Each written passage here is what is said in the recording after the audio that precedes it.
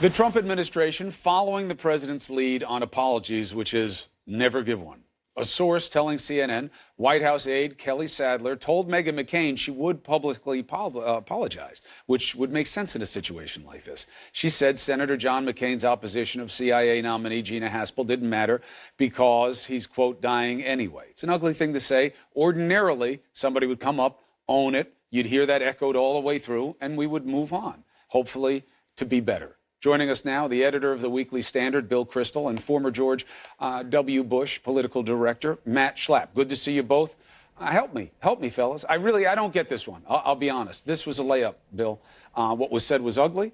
I'm not saying you have to fire the person necessarily, but she would own it, or he would own it if it were a male staffer. The president would echo it. To be better than this. The White House would be, you'd move on. Not here. Why? Because Donald Trump doesn't want to. He never apologizes. He said terrible things. He criticized John McCain and for being captured. Remember that? No respect for John McCain's service while he was a POW. He prefers soldiers who aren't captured. I mean, that's Donald Trump. The fish rots from the head down. People who work in the Trump White House, many of them, not all of them, but many of them, unfortunately, have taken on Trump's manner. They're proud to be, this kind of chest-thumping vulgarity and demeaning of others. And it's unfortunate. I mean, I really am just depressed by it, that this is the White House, this is the President of the United States and his staff behaving this way. Matt, what's your take? Well, I think we ought to get out on the table that Kelly Sadler immediately expressed regret for her remarks and called Meghan McCain and did apologize. She felt bad about what she had said. It's clearly unfortunate. John McCain has served the military. He served his country. He's in the fight for his life, and it's obviously a mistake to do anything to distract him from this struggle. And I think it showed character on her part to immediately call and to apologize. Now, it gets turned into this brouhaha, but I think it's important for everybody to know that she does regret what she did, and she did apologize. Right. Meghan, the source is that she said she was going to do so publicly, not just to Meghan McCain. Yeah, but that didn't happen. It feeds into this perception that Trump doesn't want that, and that's why he hasn't said anything about it. No. This is our problem, right, which is, can you imagine, Chris, if you went into a staff meeting and you were trying to determine what you were going to talk about that day, and everybody has ideas and they bounce it around, and next thing you know, you're reading about it hours later in the press.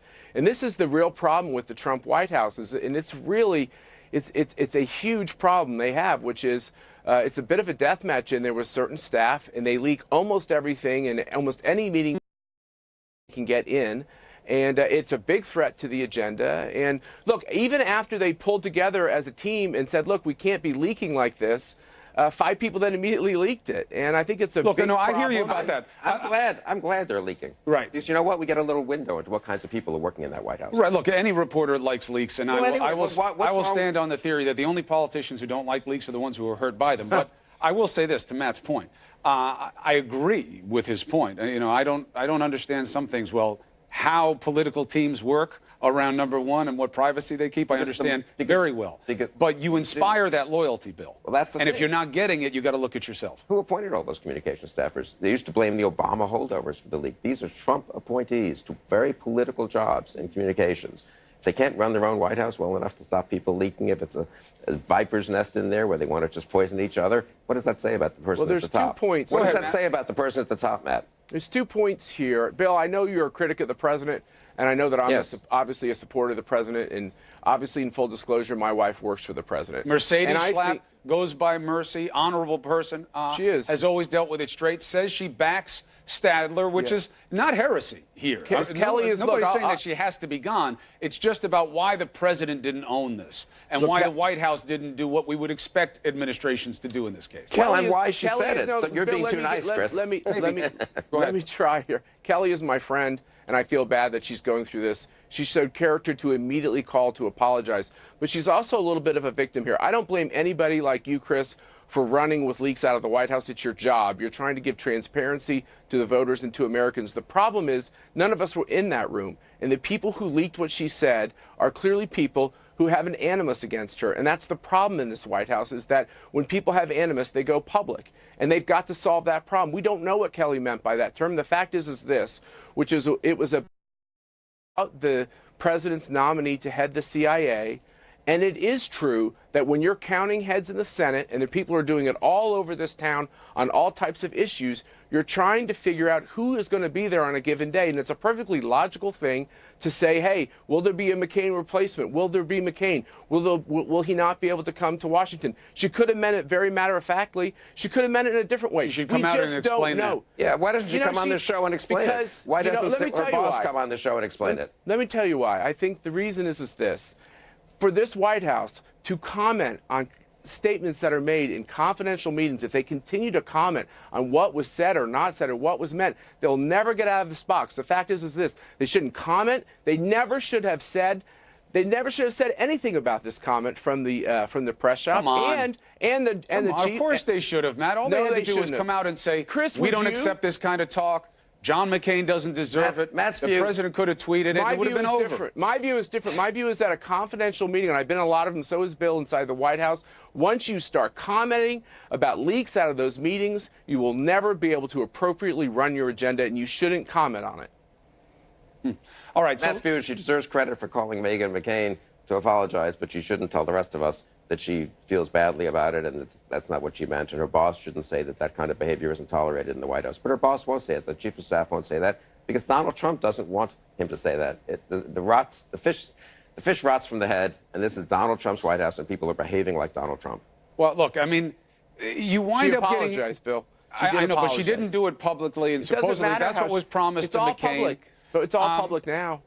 But, you know, look, it feeds a perception. I mean, that's the thing, how this dovetails into what members of the clergy are going to be at the Jerusalem thing today. You wind up picking two people who've said things that are really offensive to other Christians and non-Christians, and yet they get picked to be the face of America's holy men at this Jerusalem embassy. Why pick people who are controversial this way, Matt?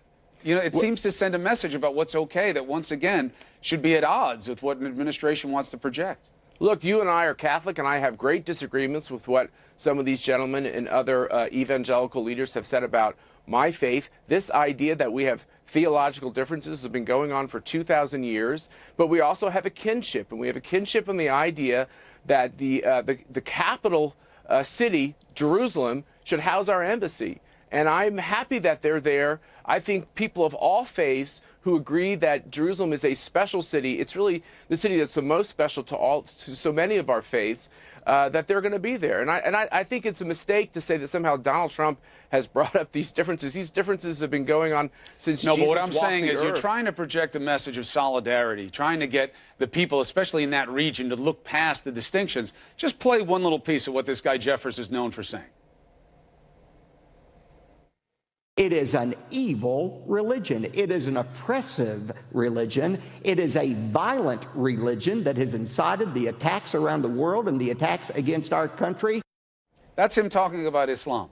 That's the guy that you put out there to try and, keep some semblance of equanimity? Well, I support moving the embassy to Jerusalem. I support the president. I'm glad the president did it. Yes, I mean, to have this spoiling to some degree, not mostly, this day, which is the 70th anniversary of Israel's independence. I think a wonderful day for Jews, but for the world, really, and for the Western world after what happened in World War II and the Holocaust. An amazing moment of redemption. It's unfortunate that they couldn't pick religious leaders, if they wanted to have religious leaders say a few words, who were figures of unity, not figures of division. And again, look, it's their choice, Matt.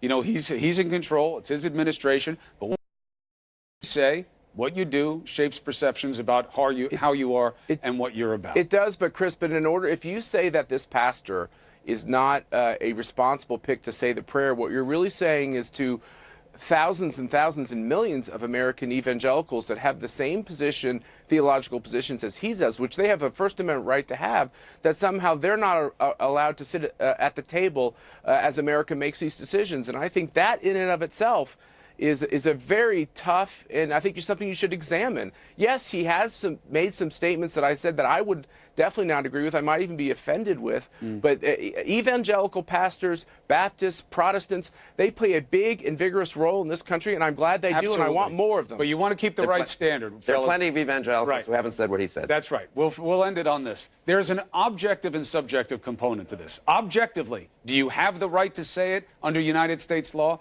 100%. Subjectively, is it the right thing Is it the right thing to say in this moment?